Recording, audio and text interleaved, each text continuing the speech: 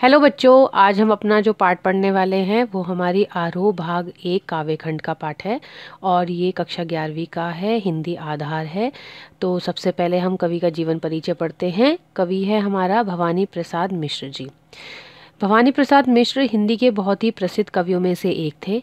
वो दूसरे तार सप्तक के प्रमुख कवि हैं। इनका जन्म 29 मार्च 1913 ईस्वी को होशंगाबाद मध्य प्रदेश के टिगरिया गांव में हुआ था। इनकी प्रारंभिक शिक्षा सोहागपुर, होशंगाबाद, नरसिंहपुर एवं जबलपुर में हुई। आगे की पढ़ाई के लिए इन्होंने हिंदी, अंग्रेजी एवं संस्कृत चुना और बीए की पढ़ाई पूरी की। बाद में इन्होंने एक स्कूल खोल लिया। वो एक गांधीवादी विचारक थे, इसलिए उनके संस्कार, विचार, कार्य सब गांधीवादी थे। उनके गांधीवाद की झलक उनकी कविताओं में स्वच्छंदता और नैतिकता के रूप में देखी जा सकती है। 1942 में उनको गिरफ्तार कर लिया गया। उन्होंने 7 वर्ष जेल में बिताए और 1949 में जेल से बाहर आए। उसके बाद 4-5 साल उन्होंने महिला श्रम वृद्धा में शिक्षक के तौर पर बिताए। नियमित रूप से उन्होंने कविताएं लिखना लगभग 1930 ईस्वी से प्रारंभ किया। कर्मवीर हंस दूसरा सप्तक में इनकी कविताएं प्रकाशित होने लगी। उनका प्रथम संग्रह था गीत फरोश, जो कि अत्यंत लोकप्रिय रहा और उस लोकप्रियता का कारण रहा उसकी नई शैली और नया पाठ प्रवाह। चकित है दुख, गांधी पश्चाती बुनी हुई रस्सी, तुम आते हो, त्रिकाल संध्या आदि इनकी प्रमुख रचनाएं थी। 1972 में उन्हें साहित्य अकादमी पुरस्कार दिया गया। 1981 में इन्हें उत्तर प्रदेश हिंदी संस्थान का साहित्यकार सम्मान दिया गया। 1983 में इन्हें शिखर सम्मान दिया गया। उन्होंने चित्रपट के लिए संवाद लेखन एवं संवाद निर्देशन का काम भी किया। वे आकाशवाणी के प्रोड्यूसर भी हुए। बाद में वे दिल्ली भी गए और उन्होंने आकाशवाणी में काम किया। 1985 ईस्वी में परिवारजनों के बीच मध्य प्रदेश में इनकी मृत्यु हो गई। तो बच्चों, ये था हमारा कवि का जीवन परिचय। अब है कविता का सार। कविता का नाम है घर की याद। घर की याद कविता के कवि भवानी प्रसाद मिश्र जी हैं। कवि ने सन 1942 के भारत छोड़ो आंदोलन में बढ़ चढ़कर हिस्सा लिया, जिस कारण उन्हें 3 वर्ष के लिए जेल की यातना सहनी पड़ी। कवि ने यह कविता अपनी उस जेल यात्रा के दौरान लिखी। अपने जेल प्रवास के दौरान सावन के महीने में एक रात रिमझिम बारिश को देखकर कवि को अपने घर, अपने माता पिता व अपने परिजनों की बहुत याद आती है, जिससे कवि का मन दुखी हो जाता है। लेकिन वो सावन को अपना संदेशवाहक बनाकर अपने माता पिता को अपनी सकुशल व मस्त होने का झूठा संदेश भेजने की कोशिश करते हैं, ताकि उनके माता पिता अपने प्रिय बेटे की याद को लेकर दुखी ना हो। वो नहीं चाहते हैं कि उनके माता पिता उनके अकेलेपन व उनके मन की पीड़ा के बारे में जाने। तो बच्चों, ये था हमारा कविता का सार। अब मैं कविता का भावार्थ आपको समझाऊंगी। कवि का जीवन परिचय, कविता का सार, कविता का भावार्थ और इसके प्रश्नोत्तर और महत्वपूर्ण प्रश्नोत्तर, ये सब कुछ आप मेरे वेबसाइट भाषाज्ञान.com पर भी देख सकते हैं। वहाँ से आप अपने नोट्स तैयार कर सकते हैं और मुझे कमेंट करके बता सकते हैं कि आपको ये कविता समझ में आई। पहला काव्यांश देखिए। आज पानी गिर रहा है, बहुत पानी गिर रहा है, रात भर गिरता रहा, प्राण मन गिरता रहा। बहुत पानी गिर रहा है, घर नज़र में तिर रहा है, घर की मुझसे दूर है जो, घर खुशी की पूर है जो।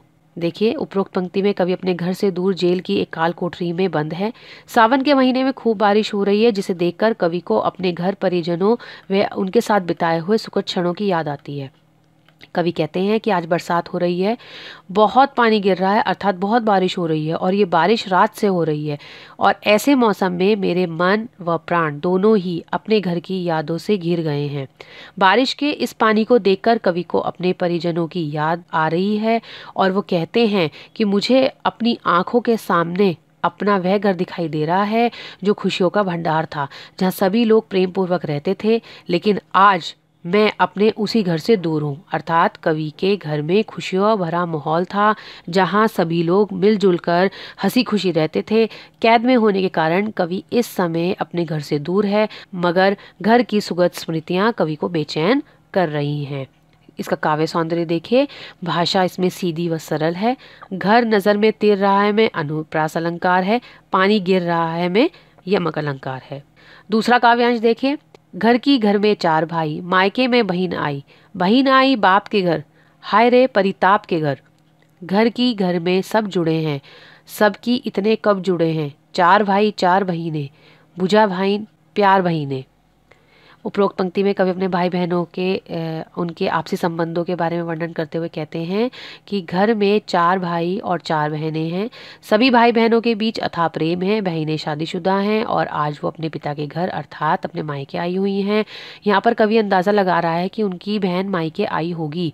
इसका कारण यह हो सकता है कि सावन के महीने में रक्षाबंधन का त्यौहार आता है और इस दिन विवाहित बहनें अपने भाई को राखी बांधने मायके जाती हैं। लेकिन मायके आकर जब उसे मेरे बारे में पता चला होगा तो वह अत्यधिक दुखी हुई होगी, मतलब उसे बहुत दुख पहुंचा होगा। मेरे जेल में होने की वजह से घर के सभी लोग दुखी होंगे और मेरा खुशियों से भरा वह घर अब परिताप का घर, परिताप मतलब कष्टों का घर बन गया होगा। कवि आगे कहते हैं कि संकट की इस घड़ी में सब एक दूसरे का सहारा बने हुए होंगे। ऐसा प्रेम व भाईचारा बहुत कम ही देखने को मिलता है। मेरे 4 भाई व 4 बहनें और सभी में आपस में बहुत गहरा प्रेम संबंध है। मेरे चारों भाई भुजाओं के समान एक दूसरे को सहयोग करने वाले अत्यंत बलिष्ठ एवं कर्मशील हैं, जबकि मेरी बहनें प्रेम का प्रतीक हैं, यानी वो हम पर अपना था स्नेह व ममता लुटाती रहती हैं। अर्थात जिस प्रकार इंसान की भुजाएं उसे हर काम करने में सहयोग करती हैं, ठीक उसी प्रकार उनके भाई भी उनके सुख दुख में उनको सहयोग करते हैं। इसमें काव्य सौंदर्य देखे। कविता की भाषा सरल व सहज है। भुजा भाई में अनुप्रास अलंकार है और भुजा भाई प्यार बहिन में उपमा अलंकार है। तीसरा काव्यांश देखिए।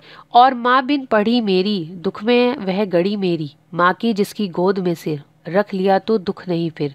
माँ की जिसकी स्नेह धारा का यहाँ तक भी पसारा, उसे लिखना नहीं आता जो कि उसका पत्र पाता। देखिए क्या कहते हैं कि कवि कह रहे हैं कि उनकी माँ के बारे में बात करते हुए कि मेरी माँ अनपढ़ हैं और मेरे जेल में होने की वजह से वह इस वक्त बहुत दुखी होंगी। फिर कवि को अपनी माँ की ममता की याद आने लगती है। वो कहती हैं कि अगर मैं अपनी माँ की गोद में सिर भी रख लूँ तो मैं भी अपनी सारी परेशानी स्वतः ही समाप्त हो जाती है, या मैं भी अपनी सारी परेशानियों को भूल जाता हूँ। और मेरी माँ की स्नेह की धारा अर्थात उनकी ममता व प्रेम मुझसे इस जेल की कालकोठरी में भी महसूस हो रही है। कवि कहते हैं कि मेरी माँ को लिखना नहीं आता, इसलिए उन्होंने मुझे कोई पत्र नहीं भेजा। स्नेह धारा में इसमें रूपक अलंकार है, इसका काव्य सौंदर्य था। अब देखिए चौथा काव्यांश। पिताजी जिनको बुढ़ापा एक क्षण भी नहीं व्यापा, जो अभी भी दौड़ जाएं, जो अभी भी खिलखिलाएं, मौत के आगे ना हिचके, शेर के आगे ना बिचके, बोल में बादल गरजता, काम में झंझा लरजता। उपरोक्त पंक्ति में कवि अपने पिता की शारीरिक विशेषताओं के बारे में बात करते हुए कहते हैं कि भले उनके पिता की उम्र हो गई हो, मगर अब भी उनके पिता पर बुढ़ापे का कोई असर नहीं दिखाई देता। अभी भी वो नौजवान की तरह दौड़ सकते हैं, खिलखिलाकर हंस सकते हैं, उन्हें मौत से भय नहीं लगता और अगर उनके सामने शेर भी आ जाए तो वो उसके सामने बिना डरे खड़े रह सकते हैं, यानी वो बहुत ही निर्भीक एवं साहसी व्यक्ति हैं। उनकी वाणी में बादलों की सी गर्जना और वो इस उम्र में भी इतने तेजी से काम करते हैं कि आंधी तूफान भी उनको देखकर शर्मा जाए, यानी वो बहुत ही फुर्तीले हैं। कवि के पिता बहुत ही कर्मठ और ऊर्जावान व्यक्ति हैं, जिनमें आज भी युवकों के जैसा जोश व उत्साह भरा हुआ है। काव्य सौंदर्य देखिए इसका। कविता में वीर रस का अच्छा प्रयोग किया गया है। अभी भी में अनुप्रास अलंकार है, बादल गरजता में उपमा अलंकार और झंझा लर्जता में उपमा अलंकार है। पांचवा देखिए काव्यांश। आज गीता पाठ करके, दंड 208 करके, खूब मुगदड़ हिला लेकर, मूठ उनकी मिला लेकर, जबकि नीचे आए होंगे, नैन जल से छाए होंगे, हाय पानी गिर रहा है, घर नजर में तिर रहा है। इन पंक्तियों में कवि कह रहा है कि पिता की दिनचर्या के बारे में बात करते हुए कि हर रोज की तरह आज भी उन्होंने गीता का पाठ किया होगा और 260 दंड किए होंगे। दंड मतलब जिसे कसरत करते हैं जैसे, और फिर मुगदर को पकड़कर खूब हिला हिलाकर व्यायाम किया होगा और अंत में मुगदरों की मुट्ठी यानी हत्थों को मिलाकर एक जगह रखकर जब वो घर के ऊपरी हिस्से से नीचे आए होंगे तो घर में अपने लाडले पुत्र को ना पाकर दुख से उनकी आंखों में आंसू भर आए होंगे। यानी उनके पिता ने अपनी रोज की दिनचर्या, व्यायाम व पूजा पाठ आदि निपटाने के बाद जब घर में अन्य बच्चों के साथ कवि को नहीं देखा होगा तो वो भाव विभोर होकर रोने लगे होंगे। कवि कहते हैं कि अभी भी वर्षा हो रही है और बरसते हुए पानी को देखकर मुझे घर की याद आ रही है। छठा काव्यांश देखिए। 4 भाई 4 बहिने, बुझा भाई प्यार बहिने, खेलता या खड़े होंगे, नजर उनकी पड़े होंगे, पिताजी जिनको बुढ़ापा एक क्षण भी नहीं व्यापा, रो पड़े होंगे बराबर पांचवे का नाम लेकर। क्या कह रहे हैं इस पंक्ति में? पिता के बारे में बात करते हुए कहते हैं कि उनके चारों भाई और चारों बहनें जो भी घर पर होंगे और शायद इस वक्त वो या तो खेल रहे होंगे या यूं ही खड़े होंगे, कवि आगे कहते हैं कि हालांकि मेरे पिताजी अभी भी पूर्ण रूप से स्वस्थ हैं, बुढ़ापे का उन पर कोई भी असर नहीं दिखाई देता, मगर जब खेलते हुए मेरे भाई बहनों पर उनकी नजर पड़ी होगी तो वो अपने पांचवें बेटे यानी कवि यानी मुझे ना पाकर, उनके बीच ना पाकर दुखी हुए होंगे और मेरा नाम लेकर रो पड़े होंगे। काव्य सौंदर्य देखिए, भाषा सहज व सरल है। बुझा भाई में अनुप्रास अलंकार है, बुझा भाई में उपमा अलंकार है, काव्य में वात्सल्य रस देखने को मिलता है। 7वां काव्यांश देखिए, 5वां हूँ मैं अभागा, जिसे सोने पर सुहागा, पिताजी कहते रहे प्यार में बहते रहे, आज उनके स्वर्ण बेटे लगे होंगे उन्हें हेटे, क्योंकि मैं उन पर सुहागा बंधा बैठा हूँ अभागा। उपरोक्त पंक्ति में कवि कहते हैं कि मैं अपने माता पिता के 5वां पुत्र हूँ। वैसे तो पिताजी अभी अपने सभी बेटों को प्रेम करते हैं, पर मुझसे अपने अन्य बेटों की तुलना में ज़्यादा प्रेम करते हैं और ज़्यादा श्रेष्ठ मानते हैं, इसलिए वो मुझे बहुत अधिक प्रेम करते हैं।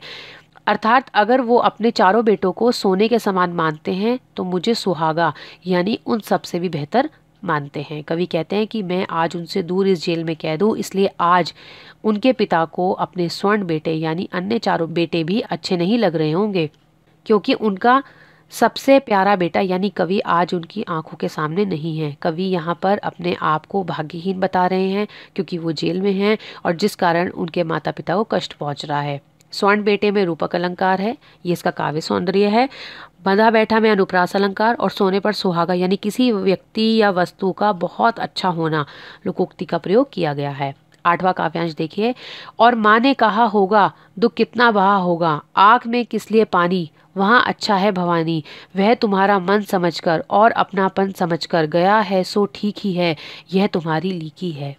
देखिए, उपरोक्त पंक्ति में कवि कहते हैं कि माँ अपने मन के दुख को छिपाकर पिता को समझाते हुए कहती हैं कि क्यों दुखी हो रहे हो, क्यों आंसू बहा रहे हो, हमारा बेटा भवानी वहाँ अच्छे से होगा यानी सकुशल होगा। माँ पिताजी को समझाते हुए आगे कहती हैं कि आपके मन की बातों को समझकर और आपके बताए मार्ग पर ही तो चल रहा है, वह देश सेवा करते हुए ही तो जेल गया है, यह तुम्हारी ही परंपरा है जिसका उसने पालन किया है, इसलिए उसने जो किया वो ठीक किया, यानी देशभक्ति का वो रास्ता पिता ने अपने पुत्र को ही दिखाया था और बेटा आज उसी राह पर चल रहा है। आज देश हित के लिए वो कुछ भी कर सकता है और देश हित उसके लिए सर्वोपरि है। माता को अपने पुत्र की देशभक्ति पर नाज है। काव्य सौंदर्य देखिए, कविता में वात्सल्य रस की प्रधानता है, संवाद शैली शानदार प्रयोग हुआ है और लीक पर चलना मुहावरे का प्रयोग है। 9वां काव्यांश देखिए, पाव जो पीछे हटाता कोक को मेरी लज्जाता, इस तरह हो न कच्चे रो पड़ेंगे और बच्चे, पिताजी ने कहा होगा हाय कितना सहा होगा, कहाँ मैं रोता कहाँ हूँ, धीर में खोता कहाँ हूँ। इन पंक्तियों में कवि कह रहे हैं कि माँ पिताजी को समझाते हुए कह रही होंगी कि उनके बेटे ने देश हित को सर्वोपरि मानकर अपने कर्तव्य का पालन किया। अगर वह ऐसा नहीं करता तो देश सेवा से पीछे हट जाता तो आज मेरी कोख लज्जित होती, मुझे शर्मिंदगी का सामना करना पड़ता, लेकिन वह अपने देश की आज़ादी के खातिर जेल गया है जिस वजह से मुझे उस पर गर्व है। कवि कहते हैं कि माँ पिताजी को समझाते हुए कह रही होंगी कि आप अपने मन को इतना कच्चा मत करो, अपने मन की भावनाओं पर काबू रखो, अपने आप को मजबूत करो, नहीं तो घर के अन्य बच्चे भी आपको रोता देखकर रो पड़ेंगे। और फिर पिताजी ने अपने आप को संभालते हुए कहा होगा कि अरे नहीं, मैं कहाँ रोता हूँ और कहाँ मैं अपना धैर्य धीरज खोता हूँ, यानी ना तो मैं रो रहा हूँ और ना ही मैं परेशान हूँ। काव्य सौंदर्य, भाषा सहज व सरल है, पाँव पीछे हटाना, कोक लज्जाना, कच्चा होना आदि मुहावरों का प्रयोग किया गया है। 10वां देखिए काव्यांश, हे सजीले हरे सावन, हे कि मेरे पुण्य पावन, तुम बरस लो वे ना बरसे, 5वें को वे ना तरसे, मैं मजे में हूँ सही है, घर नहीं हूँ बस यही है, किंतु यह बस बड़ा बस है, इसी बस में सब वे रस है। उपरोक्त पंक्तियों में कवि सावन को संबोधित करते हुए कहते हैं कि हे सुंदर आकर्षक व सबको खुशियां प्रदान करने वाले सावन, तुम्हें जितना बरसना है तुम उतना बरस लो, लेकिन मेरे पिताजी की आंखों को मत बरसने देना और इस बात का ध्यान रखना कि वो अपने 5वें पुत्र को याद कर दुखी ना हो। कवि सावन से कहता है कि तुम जाकर मेरा यह संदेश मेरे पिताजी को देना कि मैं यहाँ पर बहुत मजे में हूँ और बहुत खुश भी हूँ। बस इतना ही है कि मैं घर पर नहीं हूँ, यानी मुझे यहाँ पर किसी भी प्रकार का कोई कष्ट नहीं है। लेकिन इसके बाद कवि स्वयं से कहते हैं कि मैंने उन्हें यह कह तो दिया कि मैं घर पर नहीं हूँ, बस यही एक दुख है, परंतु अपने माता पिता व घर से दूर होकर जीना कितना कठिन है, ये सिर्फ मैं ही जानता हूँ। अपनों से दूर होने के दुख ने मेरे जीवन के सारे सुखों को छीनकर उसे नीरस बना दिया है। भाषा सहज व सरल है, कविता तुकांत है, कविता में संबोधन शैली का प्रयोग हुआ है। पुण्य पावन, बस बड़ा बस में अनुप्रास अलंकार है, सावन का मानवीकरण किया है। बस बड़ा बस में यमक अलंकार, बस शब्द को दो अलग अलग अर्थों में प्रयोग हुआ है। घर नहीं हूँ बस यही है, मैं बस शब्द का अर्थ है केवल मैं आपके साथ घर पर नहीं हूँ। तो ये बच्चों इसका काव्य सौंदर्य था। अब देखिए 11वां काव्यांश। किंतु उनसे यह ना कहना, उन्हें देते धीर रहना, उन्हें कहना लिख रहा हूँ, उन्हें कहना पढ़ रहा हूँ, काम करता हूँ कि कहना, नाम करता हूँ कि कहना, चाहते हैं लोग कहना, मत करो कुछ शोक कहना। उपरोक्त पंक्ति में कवि अपनी भावनाओं पर संयम रखते हुए कहते हैं कि हे सावन, तुम उनसे ये बात मत कहना कि मैं दुखी अकेला हूँ, तुम उन्हें धैर्य बंधाते रहना और कहना कि मैं यहाँ लिखता पढ़ता हूँ, खूब काम करता हूँ और देश की सेवा करके अपना नाम रोशन कर रहा हूँ। कवि आगे कहते हैं कि मेरे माता पिता से कहना कि जेल के सभी लोग मुझे चाहते हैं, मुझसे प्रेम करते हैं और मुझे यहाँ कोई कष्ट नहीं है, इसलिए वो दुखी ना हो। काम करता कि कहना में अनुप्रास अलंकार है, इसका काव्य सौंदर्य है। 12वां देखिए काव्यांश। और कहना मस्तू में, काटने में व्यस्तू में, वजन 70 शेर मेरा और भोजन ढेर मेरा, कूदता हूँ खेलता हूँ, दुख डटकर ठेलता हूँ, और कहना मस्तू में यो ना कहना अस्तु में। उपरोक्त पंक्ति में कवि कहते हैं कि सावन, तुम मेरे माता पिता से जाकर कहना कि यहाँ पर मस्त हूँ और सूत काटने में व्यस्त हूँ। मैं यहाँ बहुत खाता पीता हूँ, इसलिए मेरा वजन 70 शेर यानी 63 किलो हो गया है। कवि कहते हैं कि मैं यहाँ खूब खेलता कूदता हूँ, हर विपरीत परिस्थिति का सामना आराम से करता हूँ और मस्त रहता हूँ, यानी मैं पूर्ण रूप से स्वस्थ हूँ।